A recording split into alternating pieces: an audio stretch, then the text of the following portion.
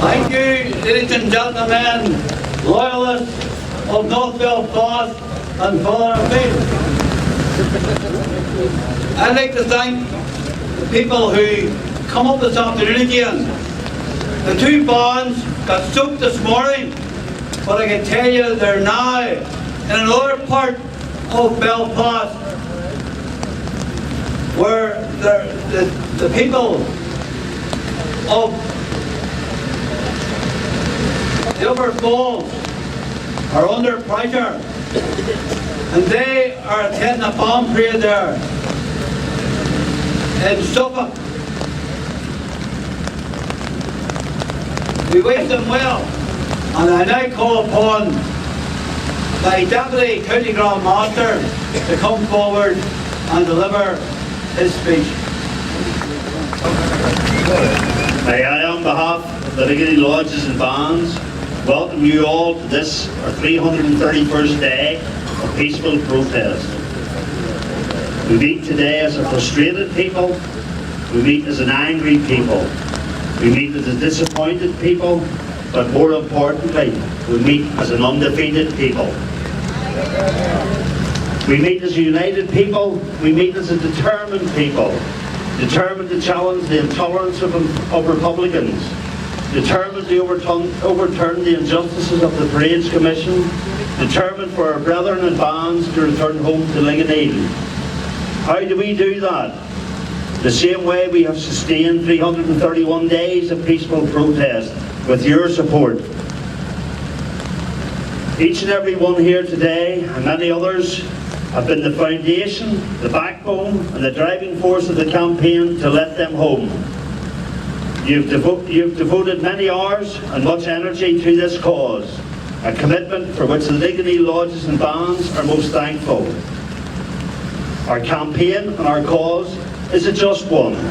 It does not threaten violence, it does not increase racial tensions, it does not trample over people's rights, it does not enforce our will on others, or any other of the false allegations used by those opposed to us. I cannot recall an attack from our civil rights camp on Ardoyne, or indeed any attack on the residents of the Crumlin Road. But I can recall many unprovoked attacks on our camp, missiles hurled, glass bombs thrown, knife attacks, property damage and shots fired, all directed at this camp, which the nationalist residents of Ardoyne assure us at meetings does not annoy them or inconvenience them in any way. Well, we must aggravate someone with so many violent attacks in the camp. The same residents who are not fazed by the camp use the very existence of our civil rights camp as one of the reasons to seek to justify an objection to our return parade home. The double speak and double standards are now the stock and trade of nationalists. The camp is not there to annoy or cause offence. It is there to highlight the intolerances and injustices we face. It is what it says, a civil rights camp. Yes, we had another setback, but we are neither beaten nor broken. Let me assure everyone our peaceful protest continues. Our fight for justice and equality goes on. I stand before you today as confused as any of you. The much heralded new Parades Commissioners have failed miserably in its first real test. What was heralded as a new beginning has quickly become the same old. Same old capitulation to the threat of violence. Same old acceptance of a nationalist veto. Same old twisting logic. We have encouraged everyone to allow them space to work, hoping for a change in attitude. We were promised all decisions would be based on evidence, not rhetoric or history. I guess this latest decision was based on evidence. The evidence of perception, the evidence of intolerance, the evidence of threats.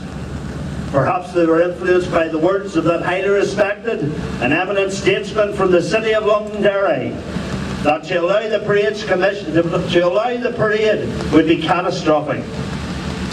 The same one-time self-confessed IRA leader who earlier this week was at the forefront of condemning racial and hate crimes and racial intolerance.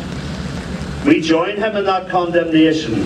However, our Deputy First Minister failed to condemn threats of violence issued by Republicans against our parades. Indeed, no member of Sinn Féin challenged those threats. Marty, why no condemnation? Is it okay to threaten Orangemen and women and bandsmen? Your silence said it all. Double speak and double standards. The new Commission failed to grasp the nettle and apply their own logic of evidence. The determination in relation to your application to return home this morning referred to that issue by their failed predecessors last July. The determination that created this mess. They talked about route map we needed to follow. I wonder what local lodges, the camp committee and many others have been doing this last 10 months. Perhaps we got lost in the coded and cryptic wording. A map normally helps you to get to your destination. Not so this one. It proved to be full of many roads, all leading to dead ends. Every determination brings with it new hoops we are to jump through, different interpretations of what is expected of us. We were told sincere and meaningful mediation was required. That was what we delivered. I am sure the churches and the professional mediators involved in the process would have a view on who was sincere. I would refer the Commission to the exact words in the map. In the event of sustained and sincere dialogue, we expect that any future Commission would look favourably upon a notification for a similar return parade. We followed that map. We have ended up in the same place, standing here. We would also draw everyone's attention and most importantly point out to the Commissioners a quote in the latest edition of the North Belfast News when speaking about welcoming the engagement with the Orange Order. A spokesman said, but the caveat is they need to bring something to the table. I wonder what the residents brought to the table. The so-called new Commission ignored the evidence of the engagements and indeed downplayed our sincerity. They sadly went further and told us clearly. Parties objecting to the parade said it had not addressed the fundamental issues by parading. What are those fundamental issues? They have not been addressed. Let me say clearly it boils down to one. Orangemen walking on the road. Their bigotry towards us blows out of the water the concept of shared space on the Crumlin Road. Republicans wax lyrical about a shared space and a shared city, not the Crumlin Road. This protest, their intolerance of a 6-minute parade, made a lie out of the concept of a shared space. It is only shared when it suits Republicans. Again, double speak and double standards. In citing many reasons for refusing our right to return home, the Parade's Commissioners conveniently ignored the 10th of May determination when a bike race and an election were reasons for rejection that day. No such excuses existed today. It is interesting to note that none of the many objections listed in the latest farce of a determination came to light for that application. It's a case of any objection to justify the insane decision of their predecessors. Shame on this new Commission. All we ask is a quality and a fair and equitable hearing. We got a hearing, but they didn't listen, at least not to us. Again, may we quote from the same article in the North Belfast News, a spokesman, when referring to the application and subsequent determination said, I think the decision that has now been made has come about because we brought massive pressure on the Parades Commission. I leave that to you all to draw your own conclusions. Perhaps those who deny our rights, I'm talking to Republicans because the Parades Commission has given them a veto over our culture. Perhaps those who deny our rights can explain just why we can't get home. What is so hard to accept about our parade home? It is no different from our morning parade. Tell the world why you cannot accept 6 minutes of toleration. Your comrades in other parts of Northern Ireland show toleration, we're told. Why can't you? The Parades Commission tell us that negative association with parades in Ardoyne in the past, negative associations with the Orange Order, and negative associations with the behaviour of some bands combined to allow Republicans to have a veto on our culture. It's all the hurt with the one side. Do we feel none? We sadly became well acquainted to the hurt rained on us over many years by those who now object to our very existence. Every decision has a negative impact and affects community relations on all sides. Do Republicans, Nationalists and Roman Catholics have a monopoly on hurt? Have Unionists, Loyalists and Protestants no feelings? What should be a two-way street has become a one-sided process. Since July 2013, we have all been on a combined journey, seeking justice and fairness. It has been a rocky road with many sacrifices being asked of us all. Compromises have been made, but I have to ask for what? We as a community have never sought conflict. We have only sought resolution. We have worked tirelessly engaging with everyone. We have never turned down a meeting. We have never failed to turn up. We have never withdrawn from meetings at the 11th hour. We have stood ready for all challenges and made many decisions that have caused individual pain and collective hardship.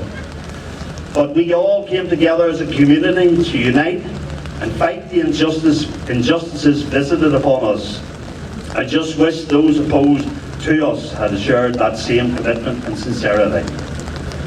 I would at this stage today pay tribute to the many partners who have never wavered in their support, and indeed certain individuals from those groups who have given unstinting support to the campaign. Those who have stood four square with us on platforms, streets and meetings. Your assistance, guidance has helped immensely on the journey, and I know together we will get the brethren home. I finish today with this quote and ask that you reflect on its relevance. Your present circumstances do not determine where you can go. They merely determine where you start. The campaign continues. Let the brethren home.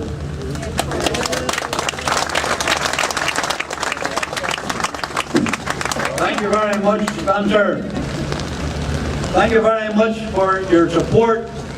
And I ask you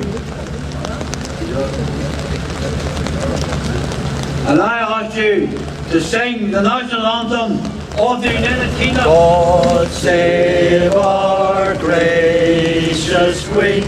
Long live our noble Queen. God save our Queen. Send her victorious, happy and glorious, long to reign over us. God save